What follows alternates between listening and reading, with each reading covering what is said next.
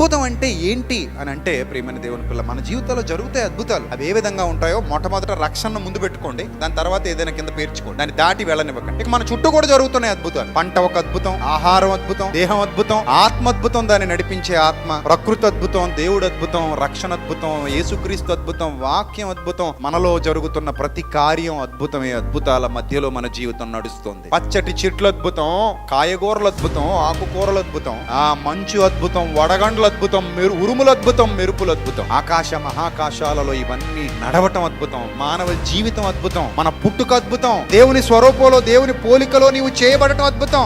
జంతు ప్రవృత్తి లేకుండా వివేచనతో, విజ్ఞతతో, జ్ఞానంతో ఈ భూమి మీద స్త్రీగా పురుషుడిగా నువ్వు బ్రతకటం అద్భుతం. నీ జననం అద్భుతం, నీ మరణం అద్భుతం. అద్భుతాల మధ్యనే మానవ జీవితం నడుస్తుంది. ప్రియమైన దేవుని ప్రజలారా, ఈ సత్యం ఎంత తొందరగా గుర్తిస్తే అంత తొందరగా మీరు దేవునితో కనెక్ట్ అయిపోతారు. అర్థమైందా? సో ఇవి అసలైన అద్భుతాలు.